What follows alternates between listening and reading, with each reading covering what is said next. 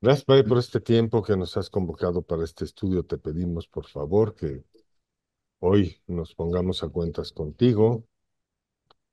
Alguna falta que cometemos recurrente en nuestras vidas, Señor, te la ponemos ahorita delante de ti, la que no vemos, para que nos las muestres, Señor, y saques ahorita la viga de nuestros ojos, de manera que podamos compartir tu palabra correctamente, Señor, dando testimonio del Espíritu que has puesto en nosotros y del conocimiento que nos has revelado.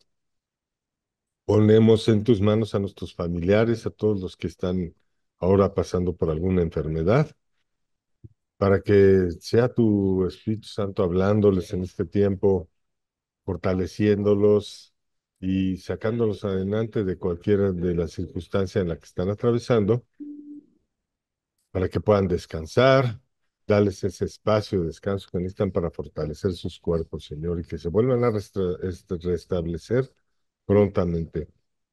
Te lo pedimos todo esto en el nombre de Jesús. Amén.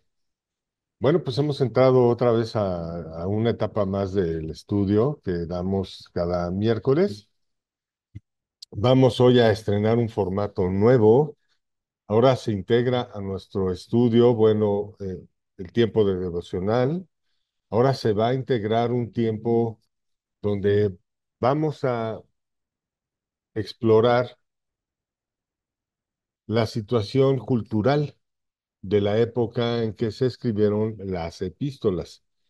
De la misma manera, esto no va a quitar de lado, sino se integra para complementar la sección que hemos estado dando a través de nuestro hermano Rioli, que es todo lo que es la información extrabíblica que rodea las epístolas, distinguiendo que hay una diferencia entre los hábitos de la cultura contra la circunstancia histórica que rodea la escritura de las epístolas, porque pues dentro de la parte cultural, pues vemos que en todas las generaciones siempre hay una cultura que es la que utiliza la masa dominante y hay hábitos y culturas de las masas dominadas.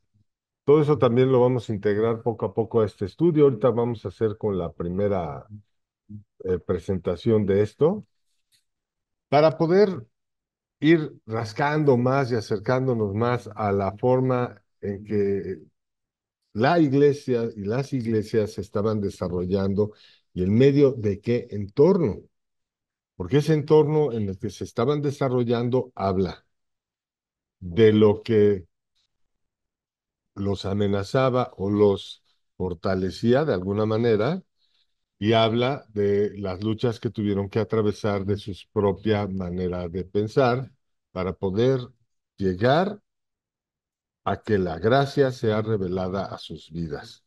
Bueno, damos paso a nuestro devocional con la hermana Leti. Cedemos los micrófonos a la hermana Leti. Buenas noches, hermana.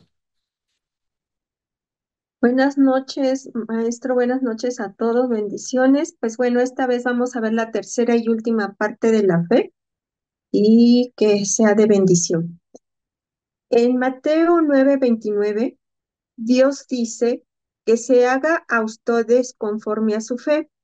Bueno, bien, si la fe es un don espiritual que Dios nos concede, no significa que nosotros no tenemos que hacer absolutamente nada para conservarla, para hacer que crezca o que dé fruto del Espíritu Santo, como dice en Gálatas 5:22 al 23. La fe que Dios depositó en mi corazón es la que me va a guiar y dar sabiduría para llegar a la santidad. Y esto es porque la fe que profeso me ayuda a acercarme a Dios todos los días y no de vez en cuando. Para hacerlo justo, para que haga lo justo, lo correcto ante los ojos de Dios, porque esa es la fe que agrada a Dios. Son las obras del Espíritu las que nos conectan con Él, las que nos permiten tener una verdadera comunión con Él. Definitivamente es a través de su fuerza y su voluntad la que me sostiene y me lleva a hacer su justicia.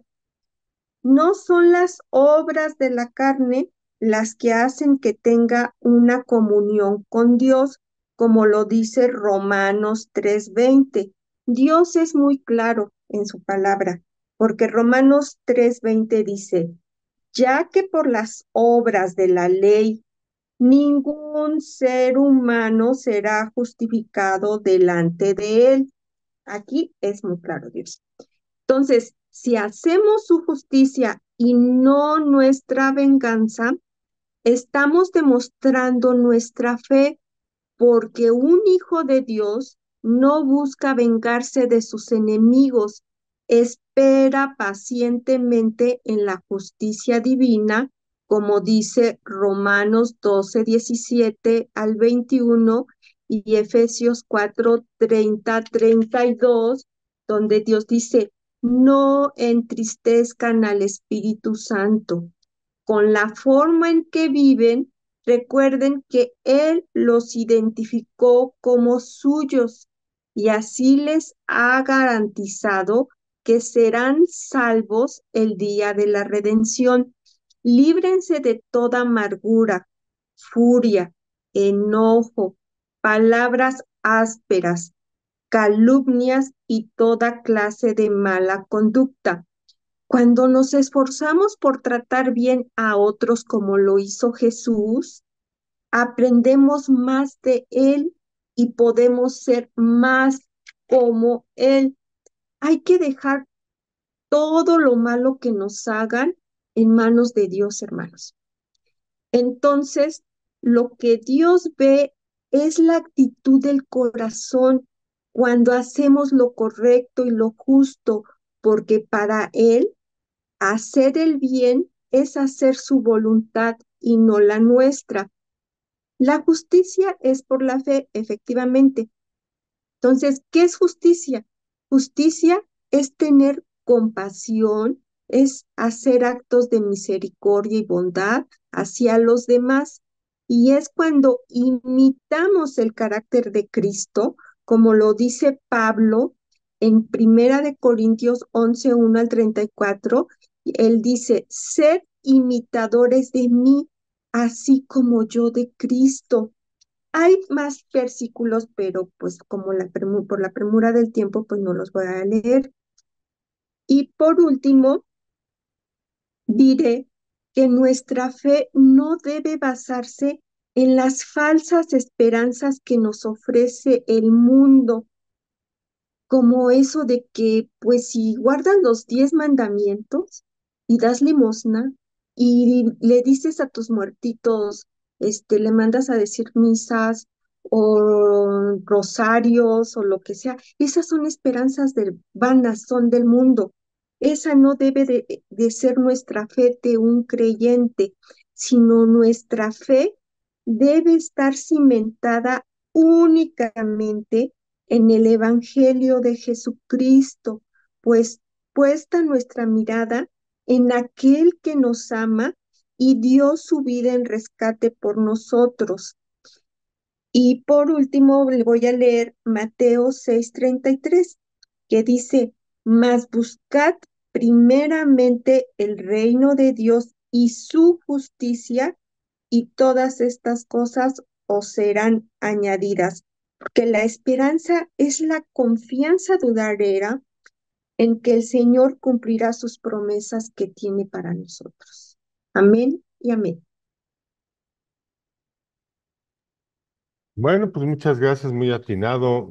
Bueno, como siempre, para complementar ahorita el devocional, para todos los que nos están viendo, queremos recordarles que no podemos creer en la palabra a medias, ¿verdad? Entonces, si no tenemos a Cristo en nuestro corazón, si no hemos creído en aquel que fue enviado por Dios para que pagara por todos nosotros en esos pecados, y como dice Efesios 2:8, porque la salvación no es un don de vosotros, es un don de Dios, para que ningún hombre se gloríe, pues todas las obras que buscamos hacer siempre serán de la carne y nuestra fe pues, será vana delante de Dios, porque Si no hemos creído en el enviado de Dios, pues ¿qué fe tendremos nosotros? Dicho todo esto, entonces, ahorita estamos en una etapa del estudio. Estamos estudiando las epístolas, venimos de la iglesia de Corintios y estamos estudiando la carta a Romanos. Una carta que fue escrita para una iglesia que se edificó sin haber visto a los apóstoles, que se edificó sin haber recibido el Nuevo Testamento, que se edificó con un evangelio de Cristo incompleto. Sin embargo, la fe que ellos tenían al fundarla fue por el testimonio de los apóstoles en el Pentecostés, cuando los acusan de estar llenos de mostos, porque llenos del Espíritu Santo comienzan a predicar en lenguas donde todas las personas que les escuchaban en su propio idioma.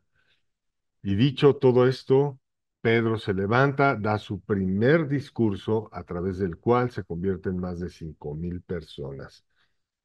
Qué impactante testimonio y habrán dado en ese momento para que más de 5,000 le creyeran y no solo eso, sino que fundaran esta iglesia. Dicho esto, entonces, le damos los micrófonos al hermano Jorge para que nos arroje más información de lo que platicábamos acerca de lo que es la cultura, los hábitos y costumbres de aquella época y que de alguna manera afectaban o se contraponían al Evangelio de Jesús. Adelante, Jorge. Ok, buenas tardes, hermanos. Ahorita vamos a empezar con lo de Corintios, puesto que es la transición, ¿no? Donde Pablo escribe la carta a los romanos, de ahí viene. Pero hay que poner en antecedente, como, bueno, va empezando esta sección de cómo empieza la carta de los romanos, ¿no? Entonces voy a hablar de Corintios, que era la ciudad, que era lo que se hacía. Los Corintios eran una antigua ciudad griega ubicada en la región de Grecia, conocida como la Acaya, ciudad fundada por los colonos de Corintios en el siglo 8 antes de Cristo. Durante Pablo en esa época era una ciudad cosmopolita que está familiarizada con las culturas y costumbres de diversos países y se muestra abierta a ellas. O sea, estaban dispuestos a conocer todo el que llegara con una religión, Dios o fábula, lo que sea, le hacían caso, ¿no? Era una mezcla de culturas y religiones de varias naciones. Era un importante centro comercial y una de las principales ciudades del Imperio Romano. O sea, era muy importante para Roma esa ciudad de Corintios porque era un puerto comercial muy fructífero, ¿no? Eran conocidos por su amor al arte, cultura refinada, la filosofía y la literatura. Estaba ubicada a la costa del mar Egeo y la religión era una mezcla de cultos paganos y judíos. Los paganos incluían el culto a los dioses griegos y romanos, los mezclaban porque estaban abiertos a cualquier deidad. Y en los romanos, y los judíos también tenían una presencia significativa en la ciudad con una sinagoga y una comunidad judía. La economía de los corintios estaba basada en la agricultura, la pesca, el comercio. La ciudad era un importante puerto comercial, como lo había dicho. Una gran cantidad de barcos llegaba desde todas partes del Mediterráneo. También existía el comercio en la ciudad era muy abundante. Ellos vendían cosas muy caras, estatuas, obras, no sé, cosas muy caras. Para ellos les significaba mucho, ¿no? La política de los A corintios. ver, Jorge, ahorita que dijiste estatuas, cabe yo creo mencionar acotar una situación. No sé si tú nos los puedas corroborar. En aquella época, el negocio de la idolatría era súper abundante, o sea, no nada más eran unas estatuas, ¿no? Sino tenían algún significado para estas personas de manera religiosa.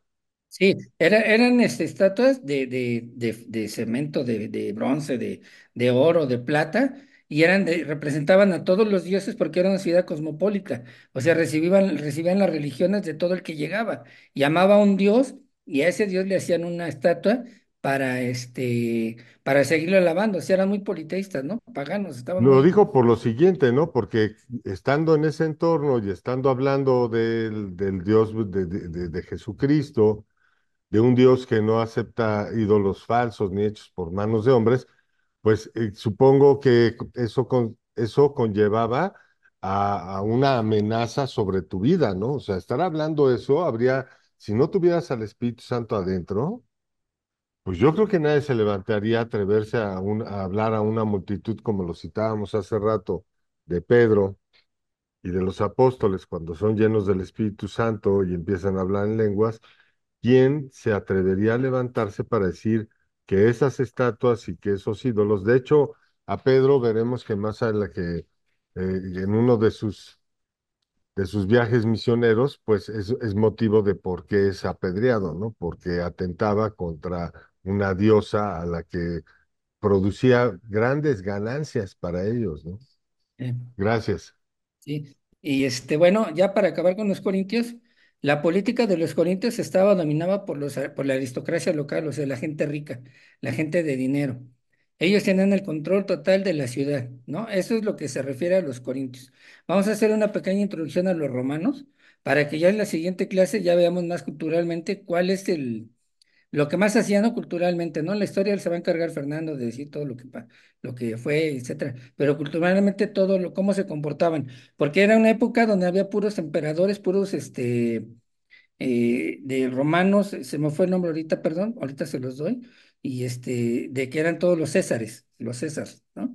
Entonces, pues es muy interesante porque todos hacían su voluntad a la manera de estar conforme a ellos quisieran. Tenían contento al pueblo, pero los que mandaban eran ellos los que daban la última orden, ¿ok?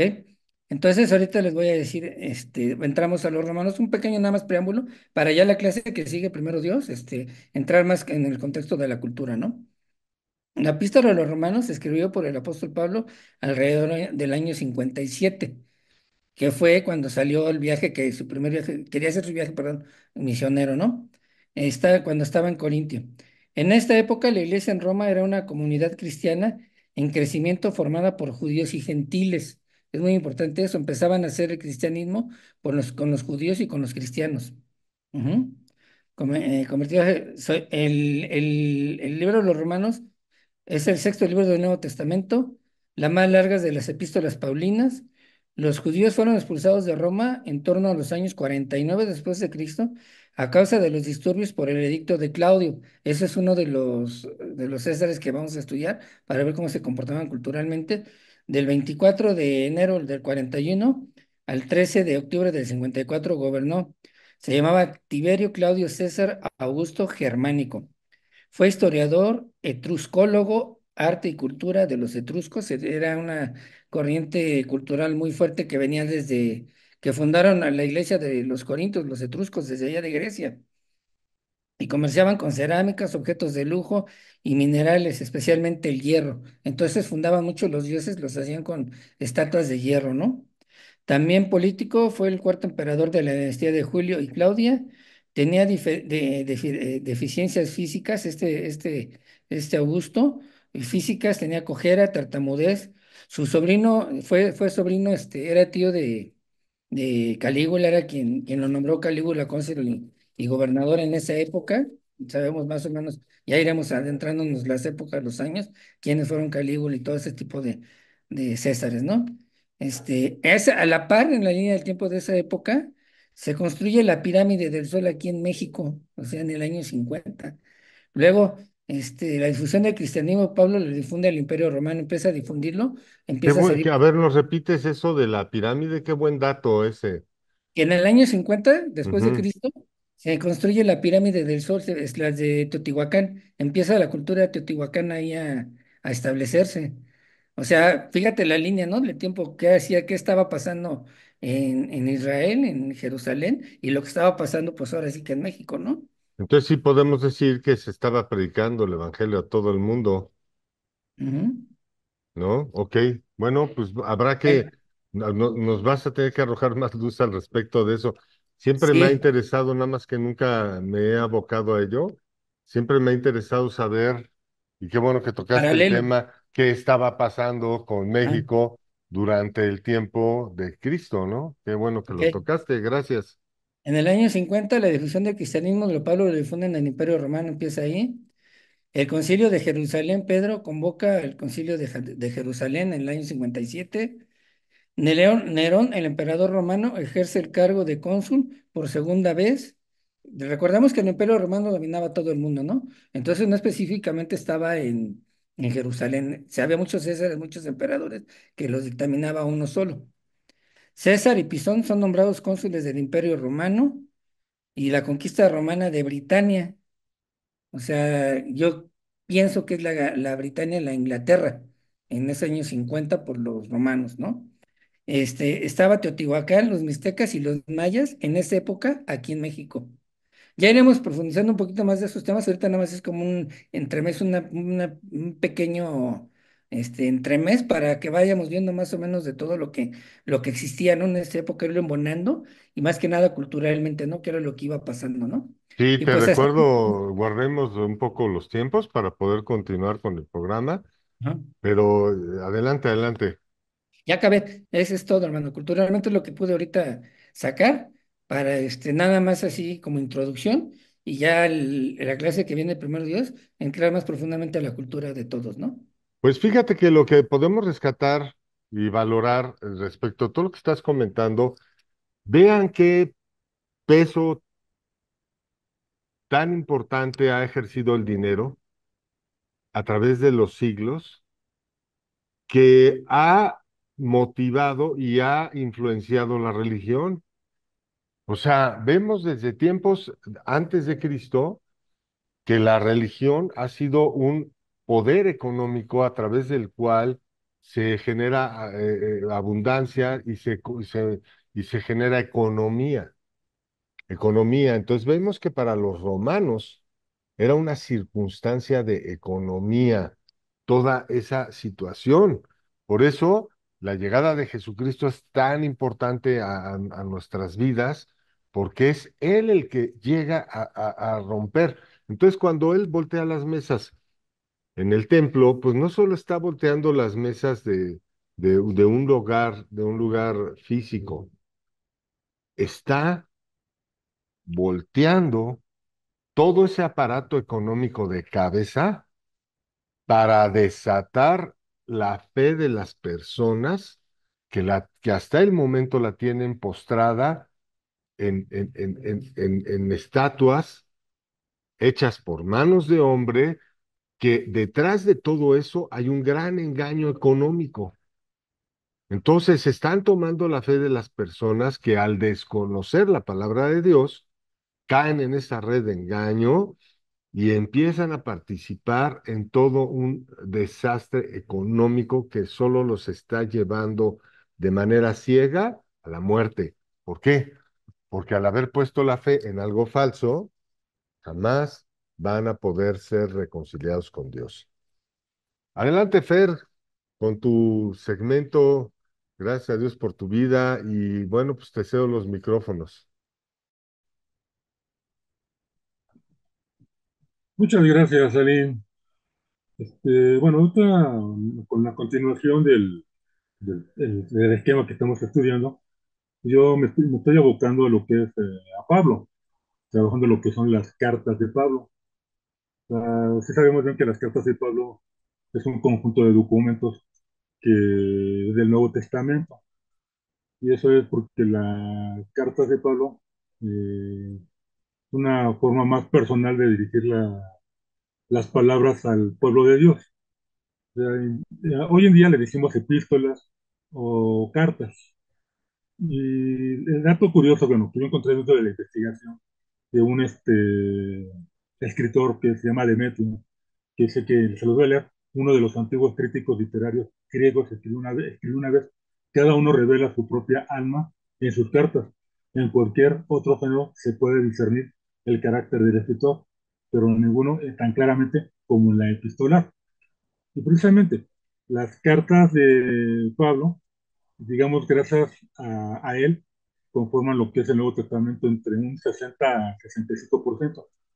Pareciera que él es el único en el Nuevo Testamento, pero no, tenemos a otros hermanos en la Biblia, que está Pedro, tenemos a Juan, tenemos a varios más que compartieron lo que es el famoso Nuevo Testamento. Lo interesante aquí que me di a la tarea de investigar fue la parte en la que habla de que si analizamos carta y epístola, en realidad es lo mismo. O sea, el sinónimo de carta es epístola o epístola a carta, pero en ese tiempo, ya después se lo explicaré con más profundidad, es igual una breve introducción de lo que estoy investigando de Pablo. Entonces, digamos, en aquel tiempo, la carta tenía un emisor y un receptor.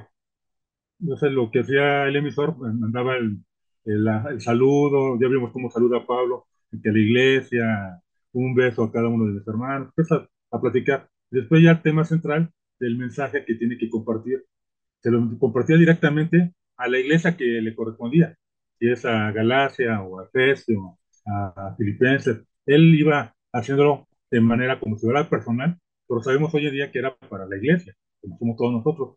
Y no había una respuesta como tal. Y después manejaba una despedida. Y realmente, en realidad, es una epístola. La epístola es como un manual de instrucciones dirigido a la iglesia. ¿Por qué lo hacía de esa manera, Pablo? Porque en ese tiempo ya la iglesia era perseguida. Inclusive él ya tuvo guardado ahora sí que en la cárcel, y venía Lucas, el doctor, a estar escribiendo el mensaje. Pero Pablo, mandaba epístolas. Bueno, tú agarras, yo tengo aquí un manual de instrucciones. Este es un librero que armé aquí en la casa. En términos generales, esto es un manual de instrucciones. Esto es una epístola, pero una carta es algo más íntimo. Pero esa es la diferencia entre carta y epístola. Esa es la manera, y cómo lo escribían, era antiguamente en papel papiro. El papel papiro era un papel muy delgadito. Normalmente hay Biblias de las antiguas, y bueno, yo tengo por ahí una Biblia antigua, que el papel es muy delgadito, que inclusive tú agarras el papel y lo sostienes, y toda la Biblia pesa, ¿estás de acuerdo? No se revienta, porque es un material muy resistente. En ese tiempo, un libro, no es como hoy lo conocemos, que tiene pasta, portada, contraportada. No, es igual, es un rollo largo, que antes era de pergamino, eso ya fue después, pero esto fue el papiro, para tener el escrito. Entonces, el largo, durante el tubo largo, se lo sellaban. Cada sello es como si fuera el lomo del libro, lo extendían y aparecía toda la información de lo que es la epístola de Pablo, las cartas de Pablo. Entonces yo, desde mi punto de vista, me gusta más que se nombre más carta que epístola, que sabemos que epístola es para nos centráramos de cómo llevar la iglesia. Y esa es lo que he estado investigando como parte de introducción. Espero aportar un poco más después de los trabajos que estoy haciendo para la epístola. Pero ¿por qué lo escribí de esa manera incombinada? Porque la iglesia era perseguida. Eso es lo que quería informar. Era perseguida. Si se descubría que la carta era dirigida al pueblo, tómala, se acabó esa célula, o ya se acabó esa casa donde estaban compartiendo. En cambio, cuando lo agarraba el Imperio Romano la carta, la abrían y veían, una carta personal, está saludando a alguien. Ok, mándala. Ya, porque pasaban manos de los romanos toda la información que tú mandabas, pasaban manos de ellos. Ya lo rezaban, se la entregaban y la entregaban a la iglesia tal. Y había una persona que iba a avisar que ya se entregó, y Pablo ya preparaba otra carta. Epístola para nosotros hoy en día, pero carta era para que no fueran perseguidos. Eso es lo que les quería compartir como a manera de introducción. Espero aportarles un poco más y les concedo o preguntas si tienen, A o ver, aportarle a Salim.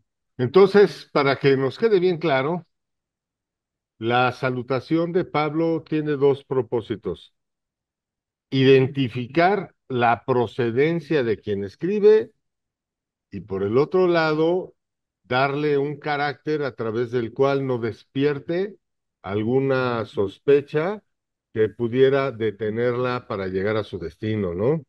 Así es, correcto.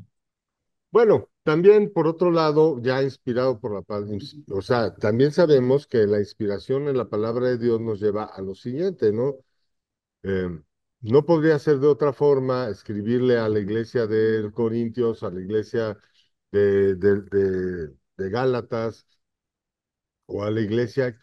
No creo yo en el corazón de un apóstol como Pablo que escribiera una epístola sin antes saludar a sus hermanos. Entonces es como ahorita, ¿no? O sea, yo te voy a escribir, aunque sea por un WhatsApp, pues yo te voy a escribir, pues de perdida te saludo, ¿no? Sí, O sea, si digo que eres mi hermano, pues de perdida te saludo. También es un poco, digo, entendemos el contexto que nos has planteado, no identificamos, al menos yo no lo identificaba, que en el tiempo de las cartas toda la correspondencia fuera revisada, ¿no? es Que correcto, sí. cualquier cosa, un pergamino que pudiera estar ahí caminando de un lado al otro, pues podía ser susceptible de revisión. Sin Sí, embargo, de pues hecho, sí, dinos, adelante. y de hecho, en la investigación que acabas de decir, de un pergamino que se haya perdido el otro, actualmente se han encontrado pergaminos o documentos de esa época. O sea, la otra vez, Armando, bueno, cuando estuvimos en Antojo en pandemia y que se abrió la iglesia, él nos comentaba en una de las introducciones que hace cuando va a la iglesia, y comentaba que parece ser que apareció un documento que sea un pergamino, un pedazo de letras que se cree que es de procedencia de una de las cartas de Juan. Todavía no se ha ha llegado a la conclusión de que es verídica, pero son documentos que van apareciendo actualmente. Lo mismo que lo mismo, los romanos retienen la carta y ahí la dejaban, después lo checamos, ya pasó. Pero es cosas así, a lo que acabas de mencionar, documentación que se fue perdiendo y que se está recuperando. Y quién sabe qué más información podemos encontrar, ¿no? Pero es así. Y Eduardo, yo por eso en la siguiente clase les voy a presentar un bosquejo de cómo se repartían las cartas y cómo se comunicaban las epístolas uno del otro. O sea, es una parte interesante que estoy trabajando en ello, hermano. A mí me apasiona, me fascina todo eso y poderles compartir. O sea, está interesante como el dato que acaba de mencionar el hermano George en cuanto a lo de Teotihuacán. Luces, no, luces. Entonces, pues ya un poco más de investigación. Oye, pues para que te intereses más, quiero que todos sepan y que se pongan a pensar en lo siguiente. El Antiguo Testamento era comunicado de generación en generación por transcripción literal. A la fecha, hoy vemos que lo hacen ya como un ritual, no como algo necesario. Ya es un ritual que un rabino escriba su propia Torá. Y ahí es cuando sale cargando ahí el pergamino enorme, pues cómo no se van a celebrar si para ellos ha nacido una nueva Torá. Pero todos esos rituales ya hemos comentado que, que Dios, justamente Jesucristo, vino a liberarnos de rituales, de costumbres que creemos nos acercan a Dios, cuando esas costumbres nos alejan del conocimiento de Él. O sea, es dicho de otra manera, ¿de qué sirve que una persona salga levantando un pergamino, levantando su Biblia, si la persona que está enfrente no conoce a Dios a través de su palabra? Entonces, pues creo que es una circunstancia donde Jesús, pienso yo, dijo, ni entran ni dejan pasar. Ok, vamos a entrar a la mitad del estudio. Vamos a hacer una pausa de 9 minutos, pero antes de irnos, me gustaría ver si alguien tiene alguna duda o quiere complementar o comentar algo al respecto de lo que hemos expuesto. Están los micrófonos abiertos, por favor. Porque si no, yo sí tengo dudas. Todo fue perfecto. ¿Qué pasó, brother? Solo Dios es perfecto. Bueno, Ah, así no, dicen claro. los musulmanes. Por eso fue Bueno, ok. inspiración. Aprovechando esto, Hermanito, vamos a dar una pequeña ¿qué Adelante, biografía? perdón. Hermanito, buenas noches. Buenas ¿En noches. qué biografías se están basando? Ah, pues si nos pueden dar su bibliografía, por favor. Bibliografía, ajá. Ok. Que La nos den mía sus fue citas. en internet, fue Enciclopedia Humanista y en Wikipedia. Saqué la información. Y de videos, unos videos en YouTube que no tienen autor, ¿no? Pero nada más es como información, eso no lo escribí. Pero esto fue de la Enciclopedia Humanista y en la línea del tiempo, así se llamaba la página. Ajá. Bueno, quiero aclarar Y la algo otra que ahorita. dijiste, Quiero aclarar algo ahorita que dijo de internet.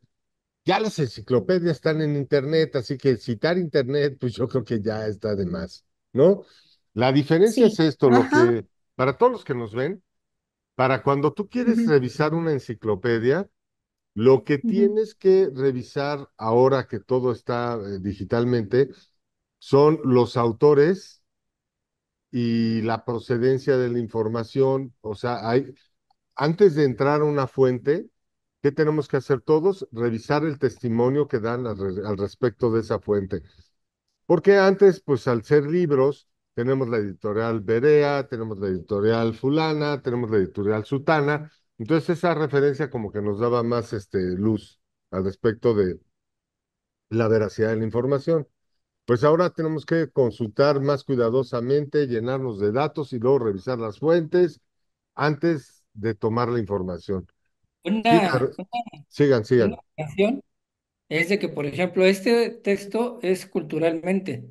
O sea, también, por ejemplo, me estoy basando en unas Biblias, también aquí tengo varias Biblias que veo en el comentario de Romanos y de ahí lo saco, ¿no? Por decir algo, tengo esta Biblia, miren, no es ajá, nada más es así, por ejemplo, esta es una de la ellas. patrística, ajá, Ajá. Y vienen algunos comentarios, ¿no? De los romanos. Tengo esta que es de apologética. Ajá. También de ahí saco un poco de comentarios. O sea, tenemos que entender que en esa época, digo, pues es bien difícil que sea algo veraz, muy verídico, aunque sí se tiene, ¿no? Porque hay escritos y etcétera, etcétera. Pero también se da lo más, la información que queramos dar, bueno, no es yo que yo quiero dar es la más veraz, lo que se acerque más a la verdad de todo eso, siendo que culturalmente me acerco a la Biblia, pero también es humano, ¿no? O sea, es de naturaleza humana, ¿no? Bueno, lo que sí podemos rescatar para lo que a mí me hace pensar cuando tenemos veracidad de algo es el comercio idolátrico que se da en aquella época. O sea, eso está a ujú, todas luces. De hecho, esa es la idea de estas investigaciones.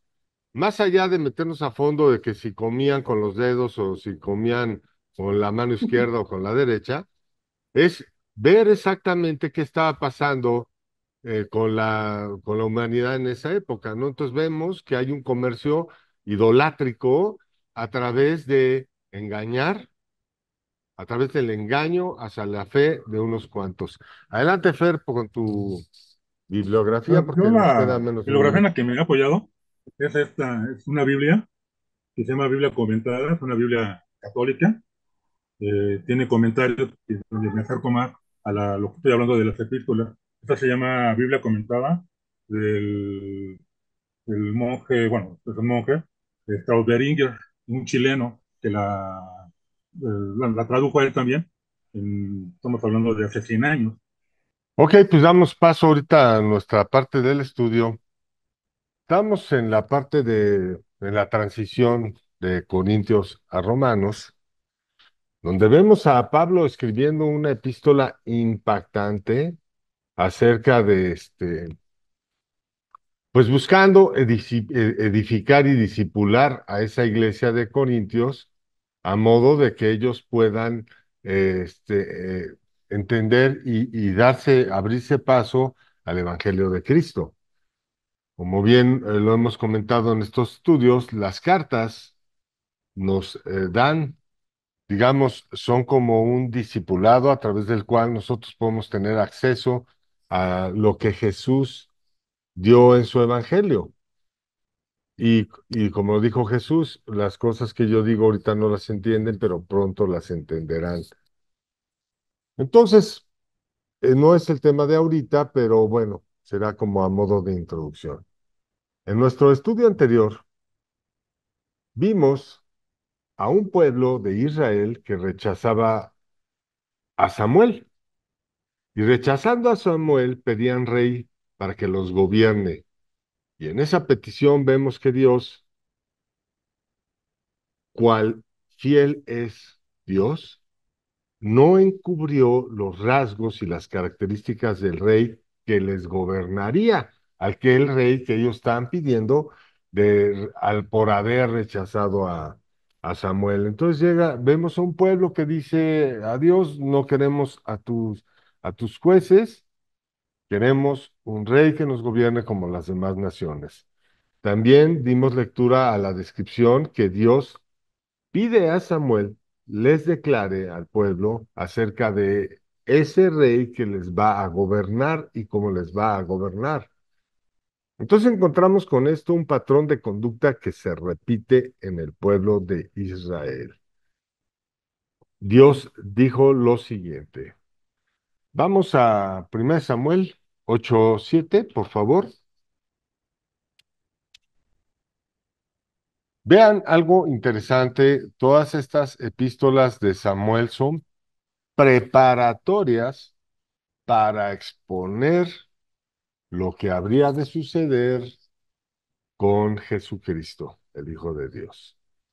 1 Samuel 8:7 dice así, y dijo Jehová a Samuel, oye la voz del pueblo en todo lo que te digan, porque no te han desechado a ti, sino a mí me han desechado para que no reine sobre de ellos.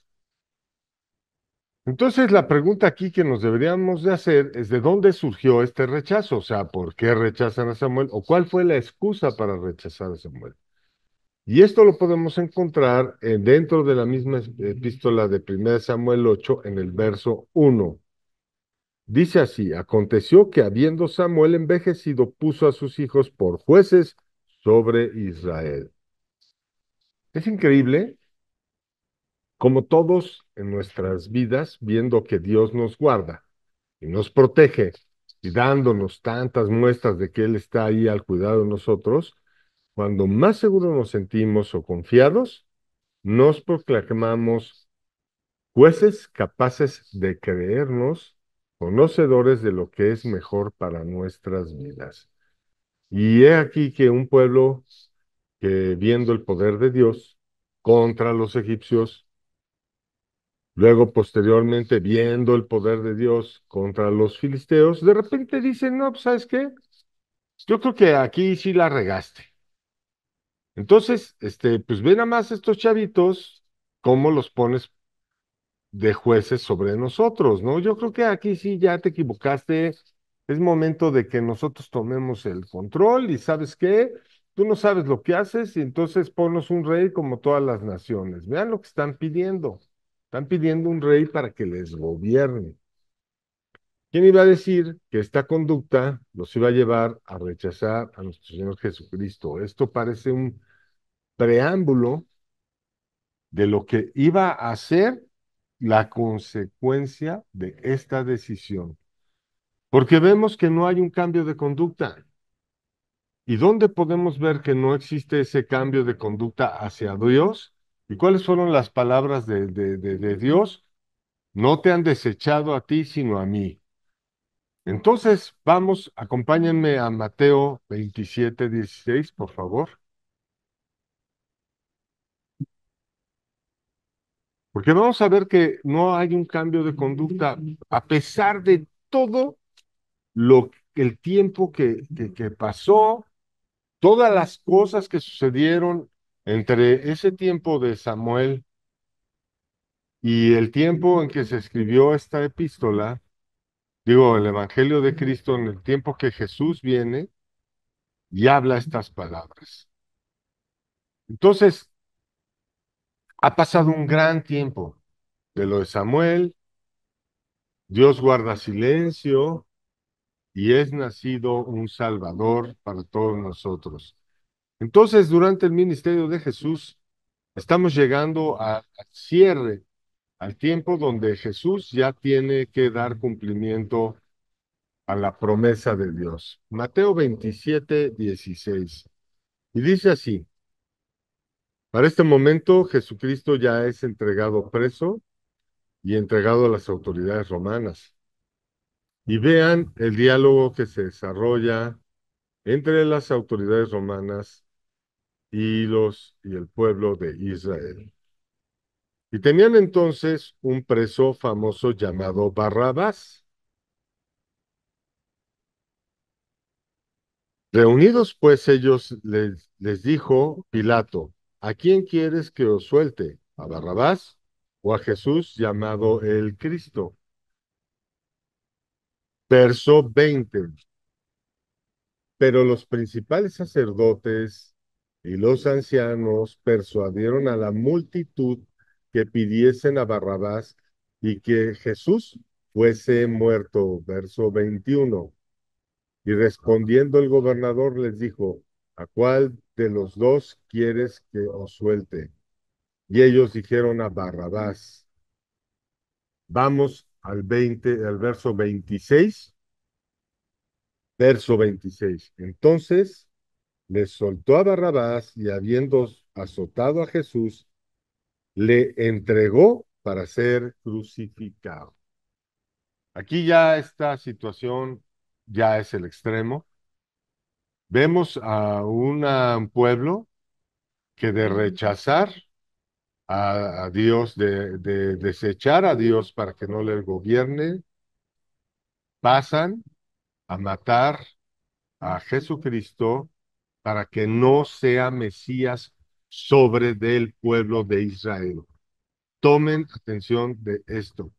El motivo por el cual entregan a Cristo a la muerte es para que no sea Mesías sobre el pueblo de Israel. Entonces vemos que de pasar a pedir un rey, en aquel tiempo no mataron a los hijos de Samuel, pero ahora toman al Hijo de Dios y lo entregan en sacrificio para que no sea Mesías sobre de ellos. Vemos que en Barrabás, vemos que Barrabás en esa época era famoso, famoso, ha de haber sido un TikToker de aquella época. Y ha de haber sido una persona famoso porque no sé qué, bueno, sí sabemos qué pasa con las personas, que el pecado que tenemos nosotros en la carne, pues nos hace tener cierta afinidad con la gente mala. ¿Y qué nos pasa al día de hoy?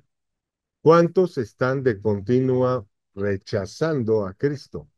¿Cuántas personas están continuamente rechazando a Cristo por su artista favorito, por su líder político, o tal o cual situación, o por afición a un equipo? O sea, todo lo que nosotros nos sumergimos y empezamos a idolatrizar y dejamos y olvidamos y rechazamos a Dios. Entonces ponemos nuestra fe en el equipo de fútbol, ponemos nuestra fe en aquel partido que nos va a ayudar a mantener nuestra estabilidad en nuestras vidas, ponemos nuestra fe en la fuerza militar de aquel país y empezamos a rechazar la soberanía de Dios sobre toda la creación. En vez de decir, oye, yo conozco al Dios de la creación, voy a cobijarme debajo de él. No, no, no hacemos eso y no vemos más allá de lo que nuestros pensamientos nos permiten. Y esta no es la excepción. Veamos qué pasa en lo siguiente. Vamos a Mateo 27, capítulo 24. Vamos a ver a qué grado llega la ceguedad del hombre y, y, y, y y cómo en su afán de sostener su ideología hecha sobre de él multitud de maldiciones. Veamos lo que pasa en el verso 24. Viendo Pilato que nada adelantaba, sino que hacía más alboroto, tomó agua y se lavó las manos delante del pueblo diciendo, inocente soy yo de la sangre de este justo, allá vosotros. Verso 25, y respondiendo todo el pueblo dijo, su sangre sea sobre nosotros y sobre nuestros hijos. Verso 26, entonces le soltó a Barrabás y habiendo azotado a Jesús, le entregó para ser crucificado. Qué palabras más fuertes, ¿verdad? O sea, su sangre sea sobre nosotros, sobre nuestros hijos. ¿Hasta dónde puede llegar el orgullo del hombre? Que por no doblarse ante su Dios, se alza retándolo delante de los hombres de pecado. O sea, no solo está retando a Dios, sino lo reta delante de los hombres de pecado. Yo les digo ahorita que el que tenga oídos, que oiga. Y ahora bien, como nos confirman estos acontecimientos, porque vemos delante de nosotros un pueblo que hoy se levanta pidiendo Mesías. Y así como en aquel tiempo rechazaron a los jueces que Dios había puesto sobre el pueblo mediante los hijos de Samuel, hoy vemos a un pueblo que rechaza a su Mesías puesto por Dios mediante su Hijo Jesucristo. Y qué misericordioso es Dios que la misericordia de Dios, la salvación y la obra de Cristo no terminó con su muerte, sino que llega hasta nuestros días para que todo aquel que crea en Él sea salvo. Es impresionante que Dios ha extendido su perdón hasta estas fechas en las que hoy vivimos. Y bueno, vean que no encontraron falta en Jesucristo. Y ahora, como en aquel tiempo pidieron rey, pues ahora piden Mesías. Y vamos a ver pues cómo va a ser ese Mesías que ha de ser puesto por mano del hombre. Y a todos los que nos ven en nuestros hogares, tomamos esto como peldaño para decir,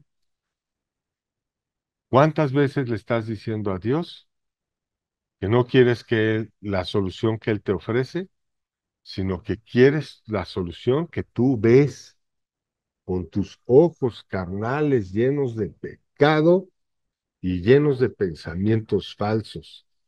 ¿Cuántas veces Dios está dándote a ti la solución de las cosas y tú la rechazas para seguir tus propios caminos? Hoy es el día que Dios te está diciendo y extendiendo la mano para que digas, basta de mis caminos, me sujeto a ti y entra a mi vida. Entonces, para complementar el estudio anterior, vamos a ver bien, así como en aquel tiempo Dios declaró cómo iba a ser ese rey que ellos estaban pidiendo, hoy estas palabras que fueron dichas hace más de 1500 años van a dar una descripción del Mesías que va a ser sobre el pueblo, porque ellos están pidiendo no el Mesías que fue enviado por Dios, sino al que ellos esperan y al Mesías que ellos creen que debe de tener un rasgo conforme a su manera de pensar y no a la manera de Dios.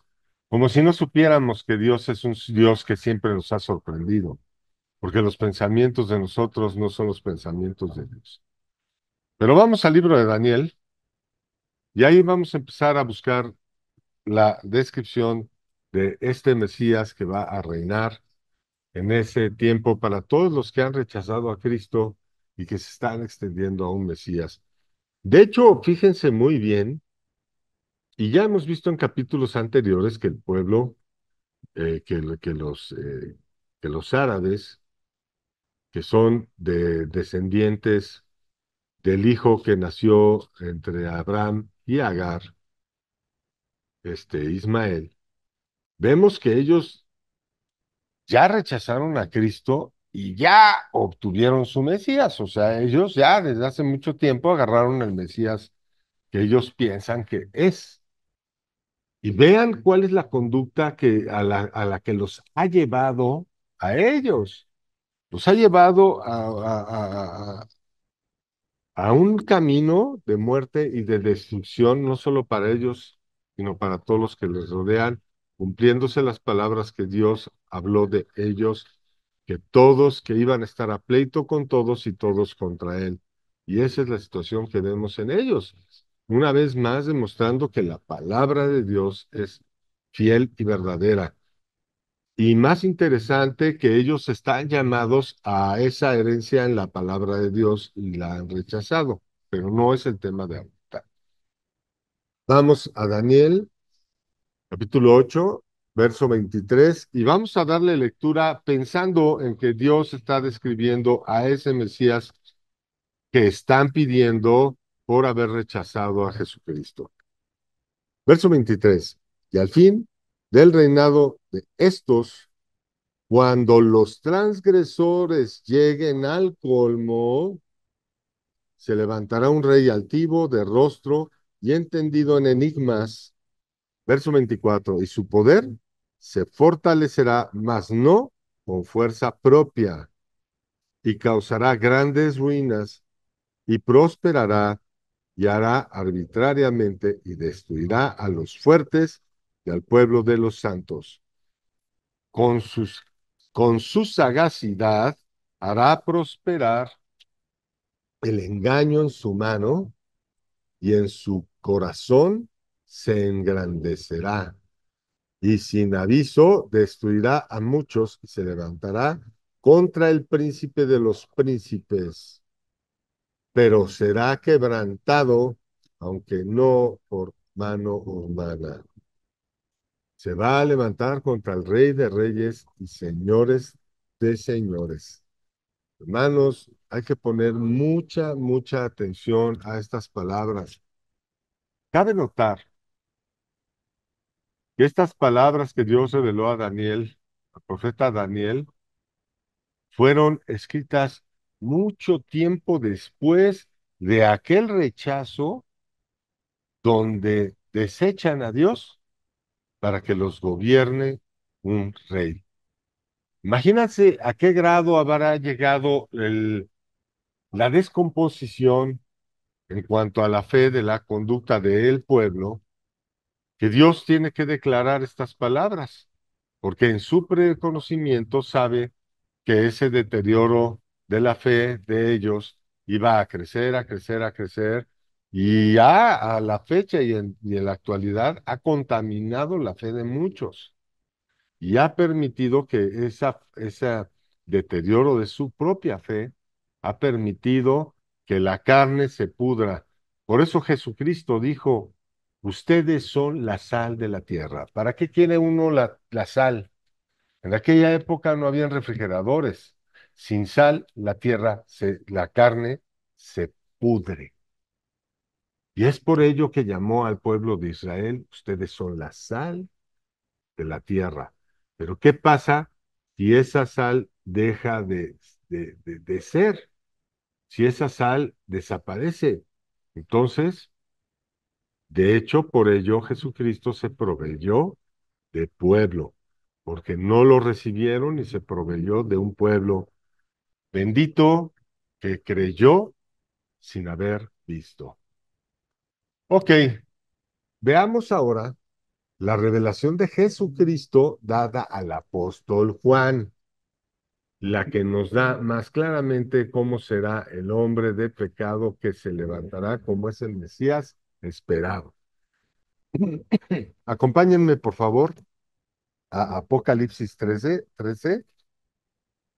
Apocalipsis 13 es una cosa impactante. No es una cosa que tenemos que andar leyendo una y otra y otra y otra y otra vez. ¿Por qué? Porque estamos en la antesala de que estas cosas ya sucedan. Entonces, vean de dónde vamos a partir. Daniel, en el capítulo de Daniel, inicia diciendo, y al fin del reinado de estos, cuando los transgresores lleguen al colmo, estamos en una sociedad donde las transgresiones ya han llegado al colmo. Transgresiones, como dijo el apóstol Pablo, su insensatez no irá más allá porque será manifestada a todos. Segunda de Timoteo, la carta segunda de Timoteo 3, Pablo declara estas palabras. Su insensatez será manifestada a todos. Y díganme si haber aprobado una ley donde las personas pueden tener satisfacción sexual con sus mascotas, ¿acaso no es eso la insensatez manifestada a todos? Donde un padre puede casarse con sus hijos, ¿Acaso eso no es la insensatez manifestada a todos? ¿Qué acaso al aprobar una ley donde un padre se puede casar con su hijo, no se da pie a una deformación de la familia en el sentido de que el padre deseche a la mamá, se case con la hija, deseche a la hija y luego se case con la nieta más adelante? Y así como todo este tipo de leyes, se han desarrollado un montón de leyes que ya han sido aprobadas a lo largo de todo el mundo, en algunos países sí, en algunos países no, pero ya está manifestado a los ojos de todos. ¿Qué acaso eso no es la insensatez manifestada a todo el mundo? ¿Qué acaso eso no es que los transgresores ya llegaron al colmo? Claro que ya llegamos al colmo. Y bueno, lo que falta por venir, ¿no? Leamos entonces Apocalipsis 13:13. Estamos hablando de este Mesías que será puesto para todos aquellos que están pidiendo Mesías cuando ya el Hijo de Dios vino a nosotros y que aún extiende su mano para salvarnos a todos nosotros, pero a todos a los que creen en Él y creen en su corazón que Dios les resucitó entre los muertos. Dice así, verso 13. También hace grandes señales de tal manera que aún hace descender fuego del cielo a la tierra delante de los hombres y engaña a los moradores de la tierra con las señales que se le ha permitido hacer en presencia de la bestia, mandando a los moradores de la tierra que le hagan imagen a la bestia que tiene la herida de espada y vivo. Y se le permitió infundir aliento a la imagen de la bestia para que la imagen hablase e hiciese matar a todo aquel que no le adorase. Verso 16. Y hacía que todos los pequeños y grandes, ricos y pobres, libres y esclavos, se le pusiese una marca en mano derecha o en la frente. Señores, estamos en una antesala que nos va a sorprender a todos, pero bueno, ya iremos hablando un poquito más de esto. Pero vean qué más cosas va a hacer. Verso 16. Y hacía que todos, pequeños y grandes, ricos y pobres, libres y esclavos, se le pusiesen una marca en la mano derecha o en la frente. Para poder meter un chip en el cuerpo humano, se necesita una batería. Y se ha considerado que la batería sea el cuerpo humano. Y lo que se requería para que esa electricidad llegue al chip es una interfase. A eso se le llama interfase. Interfase es el software, es el elemento que comunica al usuario con el software. A eso se le llama interfase. Entonces, la interfase que va a comunicar la electricidad con el chip. ¿Cómo está el diseño de estas cosas? Yo no tengo la menor idea, pero estamos viendo los dolores de parto de algo que se avecina mucho más grande de lo que nosotros podemos pensar. Entonces, hermanos, todos nosotros debemos entender que Dios nos está dando aviso, un aviso que es para tu vida personal, donde te dice, o sea, Dios nos está hablando a cada uno de nosotros, ya entendiendo que la idolatría es un negocio comercial que viene desde hace más de 2000 años.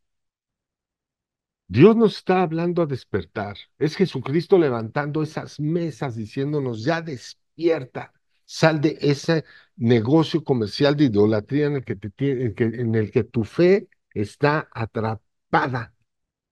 Sal de ahí.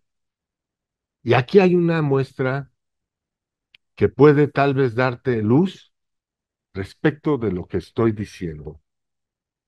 Vamos al libro de los Hechos, capítulo 5, verso 30. Yo espero que de esta manera pueda yo en este momento, podamos nosotros en este momento aportar algo, algo de luz a tu vida. Entonces vamos a dar lectura a lo que pasó en el libro de los Hechos. Quiero comentarles que esta situación que pasó aquí es Pedro y los apóstoles diciendo que es necesario obedecer a Dios antes que a los hombres. Y vea con qué palabras y de qué manera lo dice. Vamos, Hechos 5:29. Dice así, respondiendo Pedro y los apóstoles dijeron, es necesario obedecer a Dios antes que a los hombres. O sea, despierta, es necesario obedecer a Dios. Y si obedecemos a Dios, Dios dice, no hagas ídolos de nada de lo que haya en el cielo, de nada de lo que haya en el mar. No hagas ídolos de lo que no habla, de lo que es madera, de lo que está hecho en tus manos. Eso es lo que dice Dios. Estúdienle a la palabra, métanle a la palabra para que me puedan comprender un poco más. Pero ya vamos a seguir con esto. Verso 30. El Dios de nuestros padres, ok, verso 30. El Dios de nuestros padres le levantó a Jesús, a quien vosotros mataste colgándole en un madero. A este Dios ha exaltado con su diestra por príncipe y salvador para dar a Israel arrepentimiento y perdón de pecados. Y nosotros somos testigos suyos de estas cosas y también el Espíritu Santo, el cual ha dado Dios a los que le obedecen. Ellos oyendo esto se enfurecían y querían matarlos. Verso 34. Entonces, levantándose en el concilio un fariseo llamado Gamaliel, doctor de la ley, venerando, venerado de todo el pueblo, mandó que sacasen fuera por un momento a los apóstoles. Y luego dijo, varones israelitas, mirad por vosotros lo que vais a hacer respecto a estos hombres, porque antes de estos días se levantó Teudas, diciendo que era alguien. A este se unió un número como de 400 hombres, pero él fue muerto y todos los que le obedecían fueron dispersados y reducidos a nada. Después de este se levantó Judas el Galileo en los días del censo y llevó en pos de sí a mucho pueblo, pereció también él y todos los que le obedecieron fueron dispersados. Ahora os digo, apartaos de estos hombres y dejadlos, porque si este consejo o esta obra es de los hombres, se desvanecerá, mas si es de Dios, no la podréis destruir. No seas, no seáis, tal vez, hallados luchando contra Dios.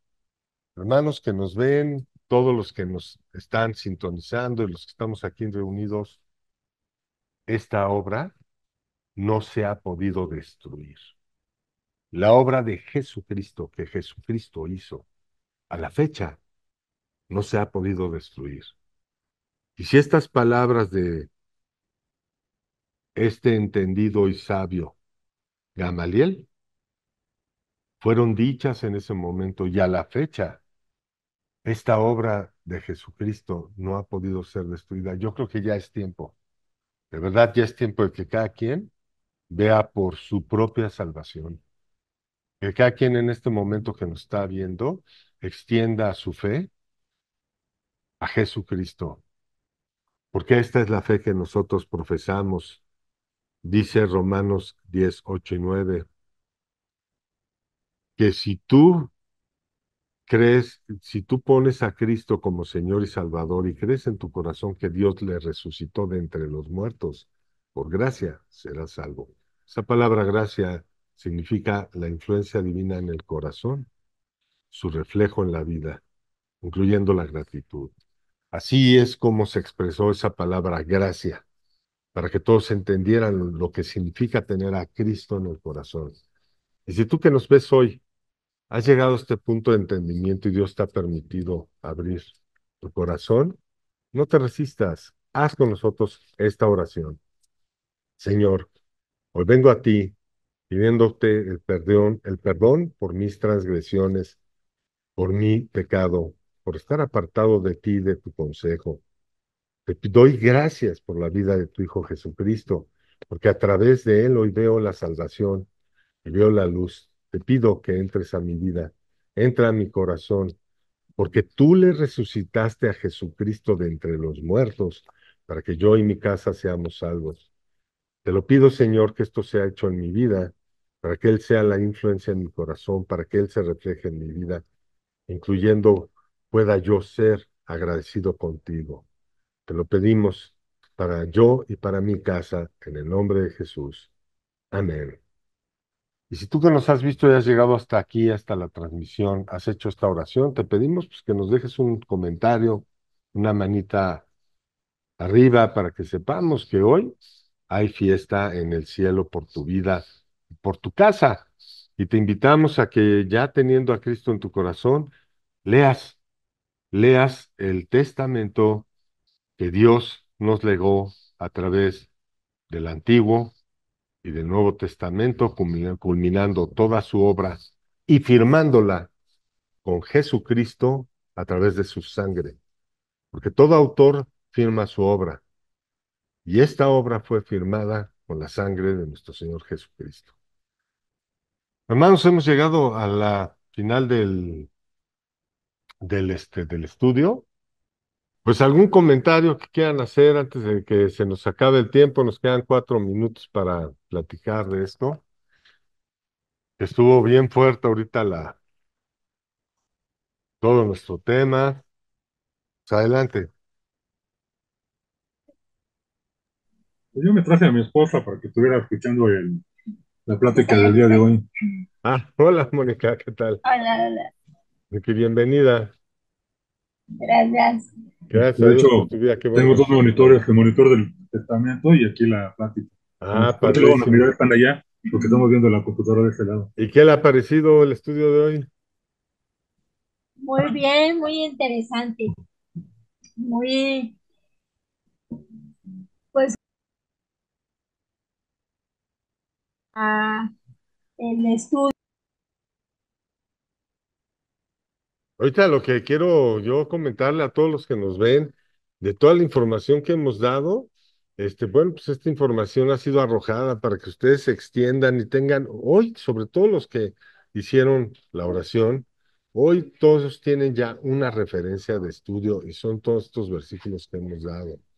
Se pueden extender hacia atrás, hacia adelante, para complementar, porque ya les hemos arrojado un panorama de cómo se construyó este mensaje para todos nosotros. Y es que se había apagado tu micrófono. Me pareció muy, muy enriquecedor todo el estudio. Estuve desde el inicio, entonces desde lo que comentó el hermano Jorge, la hermanita, el devocional, lo de ver lo tuyo, todo ha sido un tema muy, muy enriquecedor para mi vida.